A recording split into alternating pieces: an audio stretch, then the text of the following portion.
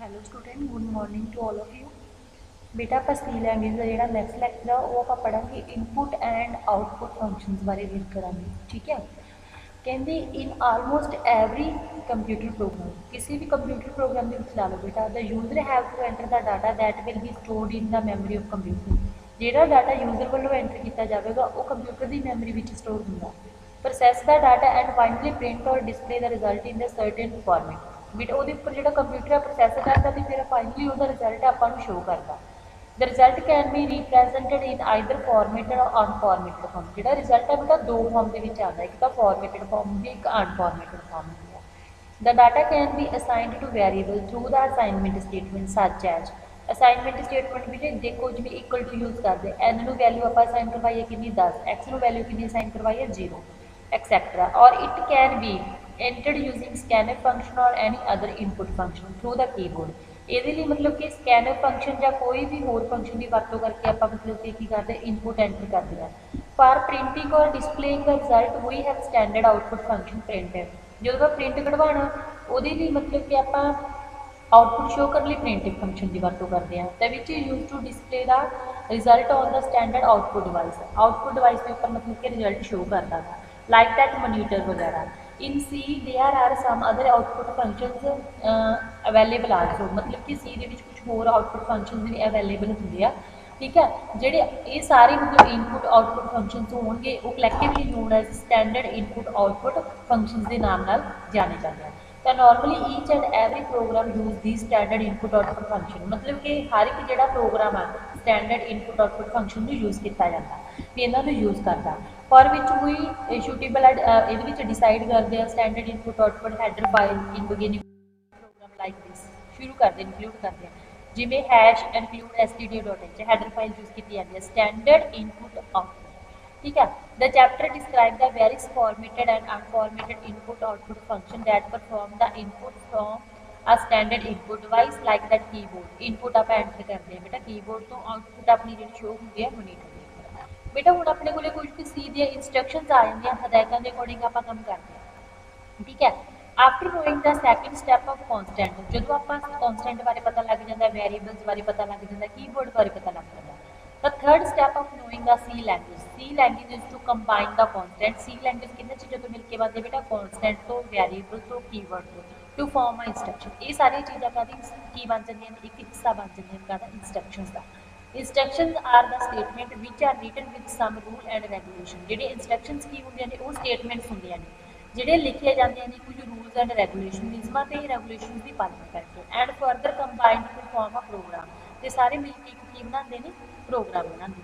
In C there are various types of instruction. C दे विच बहुत तरह के इंस्ट्रक्शन यूज किए जाते हैं। These are type declaration instruction, input output instruction, control instruction. जी अपने को first of all type declaration instruction है भी पहला सब तो पहला आप टाइप देखिए किस टाइप की इंस्ट्रक्शन यूज कर रहे हैं। In this instruction group of variable with a specific data type are declared in the program which are further used in that program। पहले आप डाटा टाइप डिक्लेयर करते किस टाइप का प्रोग्राम आप यूज कर रहे हैं। In C any variable must be declare before using in it. कोई भी वेरिएबल पहले डिक्लेयर किया जाता फिर उन्होंने प्रोग्राम के आप यूज करते हैं। This type of instruction is normally written at the beginning. इस टाइप की जी इंस्ट्रक्शन है स्टार्टिंग के लिखी जाती है। बिगिनिंग का मतलब होंगे शुरुआत में। जिमें बेटा इंट एक टाइप है M1 M2 M3 तिने मतलब कि इंट टाइप वेरिएबल आप डिक्लेयर करवाए हैं। फ्लोट टाइप जिमें सैलरी हो गया, ठीक है जी, रेंट वगैरह हो गया, करैक्टर जिहदे विच character type data long X Y unsigned ये सारी की आ गई तो डाटा टाइप्स जी आप पिछले लैक्चर के रीड की। इस तो बाद सैकेंड पॉइंट है इनपुट आउटपुट इंस्ट्रक्शंस केड़ियां होंगे। This type of instruction use to perform the function of supplying the input. मतलब इनपुट देने के लिए कीबोर्ड के द्वारा जी इनपुट आप प्रोग्राम में देंगे उन्होंने बोलते हैं input instruction. And obtaining the output result जो आप आउटपुट मिलती है तो उन्होंने आप आउटपुट इंस्ट्रक्शन के नाम जानते हैं। For these instructions, standard input output functions are used। इन्हों के लिए मतलब कि स्टैंडर्ड इनपुट आउटपुट फंक्शन है जो आप यूज करते हैं। तो सो भी standard input output instruction we must know about standard input output functions बारे जानना जरूरी है जो आप इस चैप्टर के डिस्कस करा। अगे अगे बेटा अपने को कंट्रोल इंस्ट्रक्शंस किहड़ियां होंदियां ने। कहते control instructions are the instructions which are use to control the flow of execution instruction in the program. Program के चेक किया जाता है इंस्ट्रक्शन ने कितना एग्जीक्यूट होना मतलब चलना। Normally the instructions are executed sequence wise.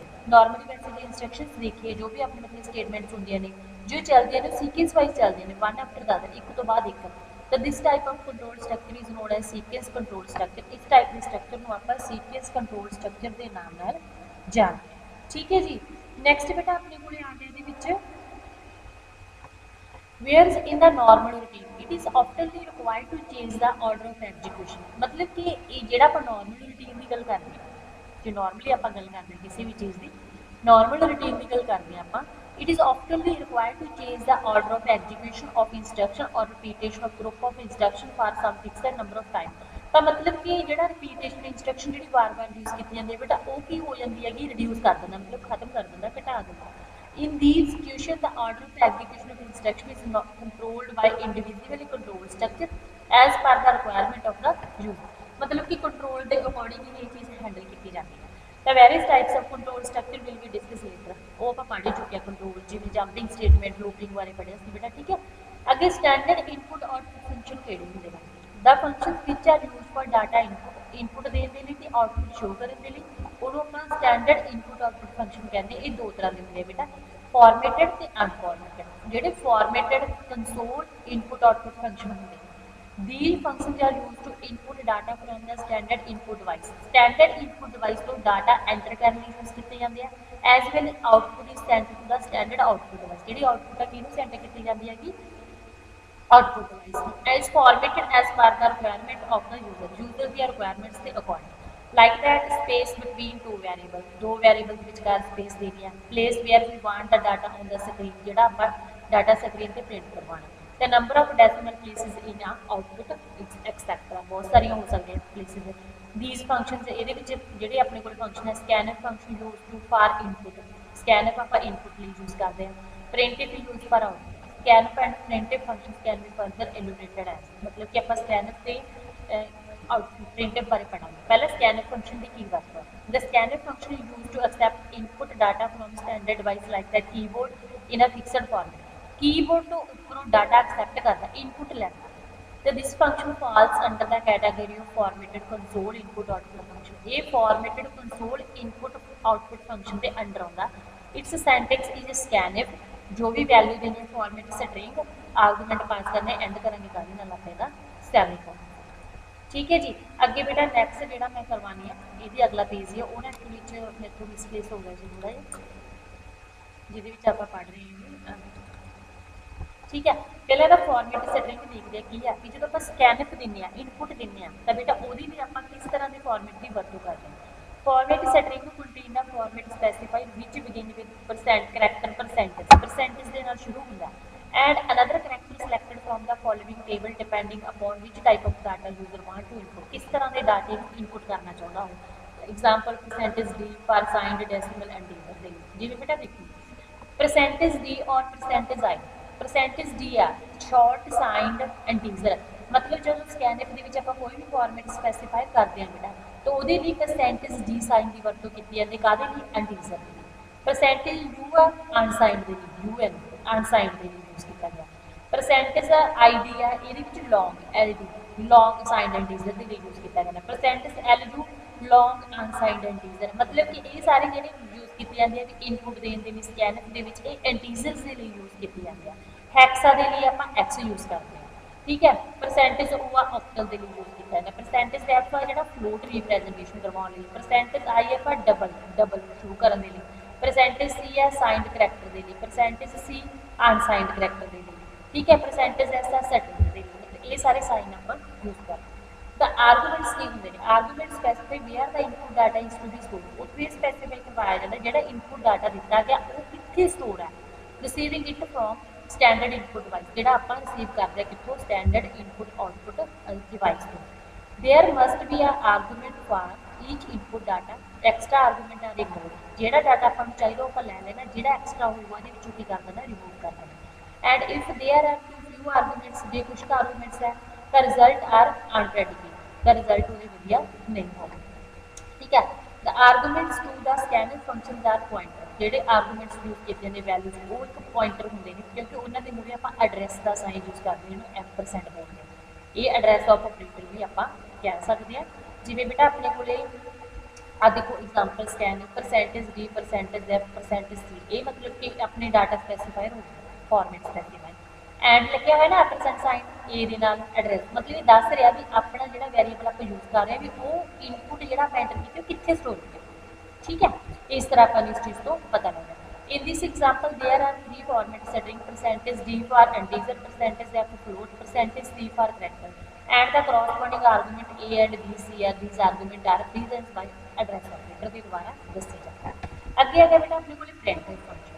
This function is used to output data from the computer onto a standard output box, मतलब कि कंप्यूटर के ऊपर डाटा शो करवाने लिए यूज़ किया जाता है, ठीक है। It is also formatted input output function का ही मतलब टाइप है। It general form is printed, जो भी डाटा एंटर करना फॉर्मेट स्ट्रिंग दे दी बेटा आर्गूमेंट्स पास।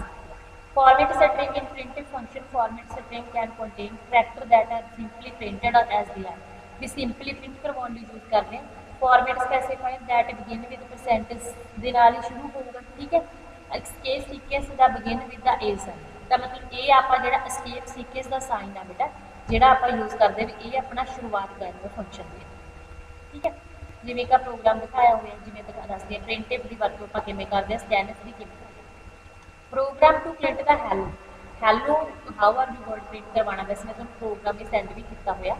हैश इंक्लूड studio.h क्योंकि इनपुट लैनी आउटपुट लैनी हैडर फाइल वाली, हैश इंक्लूड conio.h फाइल वाली console input output void main function मेरे से शुरू क्लियर प्रिंटिव। आ देखो बेटा आ डबल कोट्स के बंद किया hello how are you, in double quotes के कोड बंद करके ब्रैकेट बंद करके एंड किया, तो मतलब कि फॉर्मेट स्ट्रिंग हो गई है। तो गेट सी इतना फंक्शन बन आउटपुट किया पहले नंबर पे एच स्टोर आ, 1 ते ई स्टोर आ, 2 ते एल स्टोर आ, 3 ते एल स्टोर आ, 4 ते 0, फिर उस बाद कॉमा स्टोर आ, फिर जो अपना एक मतलब कि ब्रेस पा देने स्पेस वो खाली छड़ देना, इस तरह की स्टोरी है जी शो की, ठीक है। इस तो बाद आ गया बेटा एस्केप सीक्वेंस की। यदि the format specifier may also contain the sequence that begin with character escape backslash बोल देंगे इन्हों आप also known as escape sequence along with text to output and the कहने variable whose values to be printed, किस दी value print करवाने को मूरे use किया जाए। Every escape sequence has its own working, हर का अपना अपना काम है। Meaning which can be shown in table च बताएगी। देखो बेटा पहला स्लैश है new line, it has the effect of carrying the return and line feed after this the output start with a new, मतलब ਇਹਦਾ मतलब काम की है स्लैश एन यूज करते हैं ਆਪਾਂ, तो मतलब कि जी आउटपुट है वो अपनी नवी लाइन से शुरू हो गई। Slash T tab space move the over to tax tab space space थोड़ी जगह छड़ के मूव करना। Slash B backspace move the cursor 1 space left एक साइड लेफ्ट चला, ठीक है। Slash R carry the return वापस करवाने, ठीक है। F for feed advance to top of the next page on the printer, मतलब कि नेक्स्ट पेज की अपना प्रिंटर के वो एडवांस से चला भी शुरू से चला जाए। अलर्ट स्लैश ए अलर्ट के लिए बीप का साइन देता बेटा टोन वजदी होती है, ठीक है। स्लैश सिंगल कोट्स के लिए यूज़ किया कला कोड यूज़ किया गया। Insert character in the output सिर्फ एक करैक्टर, ठीक है। Double quotes insert character in the output, ये भी करैक्टर इंसर्ट करवाने यूज़ कर रहे हैं। Double slash backslash insert character in the output, ये भी आप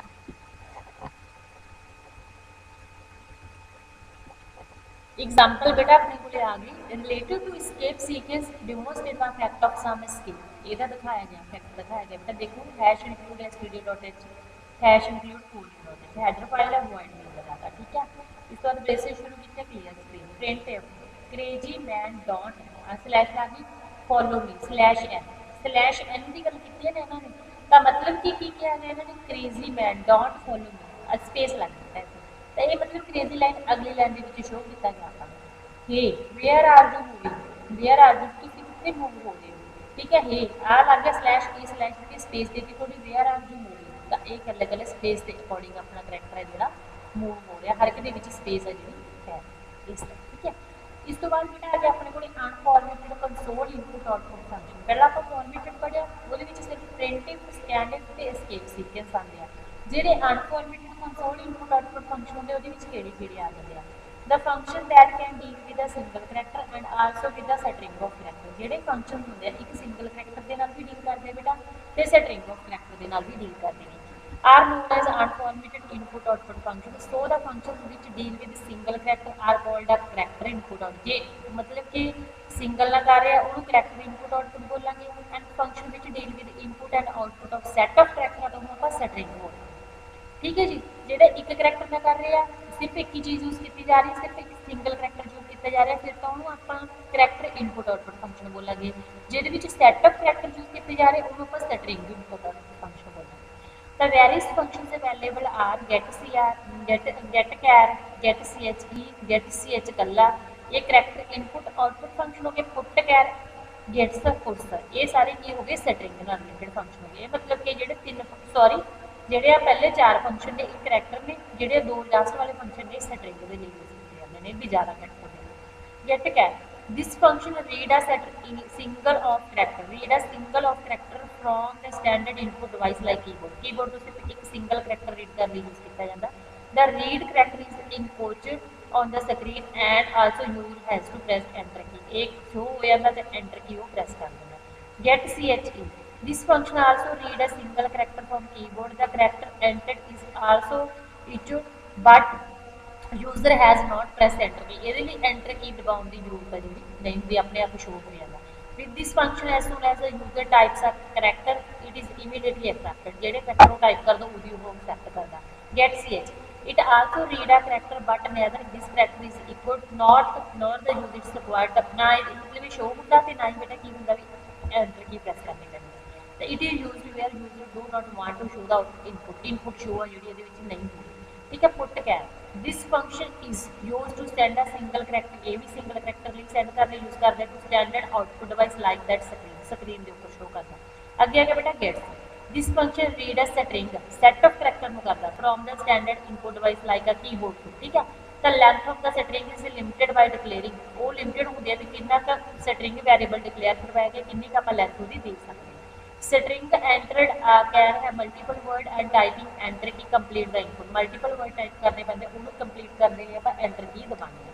puts, it is use to send a string to standard output device like a screen, मतलब कि ये भी आप आउटपुट शो करने लिए यूज करते हैं स्क्रीन पर। जिमें प्रोग्राम आ to demonstrate the character input output function, बेटा पहले उसी तरह हैडर फाइल यूज करते हैं hash include stdio.h hash include code.h header files होंगे अपने। ठीक है। ਜਿਹਦੇ ਵਿੱਚ ਕੀ ਇਨਪੁਟ ਐਂਡ ਆਊਟਪੁੱਟ ਫੰਕਸ਼ਨ ਦੇ ਵਿੱਚ ਆ ਗਿਆ ਵੋਇਡ ਨੰਬਰ। ਇਸ ਤੋਂ ਬਾਅਦ ਬੇਸਿਕ ਕਰੈਕਟਰ CH, ਕਰੈਕਟਰ ਹੈ ਜਿਹੜਾ ਆਪਾਂ CH ਡਿਕਲੇਅਰ ਕਰਵਾਤਾ ਵੈਰੀਏਬਲ। ਠੀਕ ਹੈ। Character type clear printf and /n press any key to continue, कोई भी की प्रेस करनी है getCh लगाया। printf एंटर एनी करैक्टर, कोई भी करैक्टर एंटर किया वो काहदे विच स्टोर किया गया CH ਜਿਹੜਾ ਆਪਾਂ ਵੈਰੀਏਬਲ ਡਿਕਲੇਅਰ ਕਰਵਾਇਆ ਉਹਦੇ ਵਿੱਚ getCh ਨੂੰ स्टोर कर लिया। ठीक है। printf एंटर करैक्टर इज, ठीक है, फिर वो पुट करैक्टर के करवा दी। printf enter the another character होर किया उन्होंने आप CH getChar के स्टोर कर लिया। ठीक है। तो printf enter character now is putchar के फंक्शन शो हो जाएगा। Press any key to continue पहला सी एंटर एनी करैक्टर एक्स का एंटरड करैक्टर की है जो एक्स एंटर किया वो स्टोर किया वो एक्स के स्टोर हो गया जाके। एंटर अनदर करैक्टर ए किया वो काहदे स्टोर हो गया ना इस तरह आप आउटपुट का शो कर सकते हैं। इस नाल तुहाडा इनपुट आउटपुट फॉर्मेटेड वाला टॉपिक है कंप्लीट हो गया। इस नाल बेटा तुहाडा सैक्शन A भी C लैंग्वेज का कंप्लीट हो गया। नैक्सट आप सैक्शन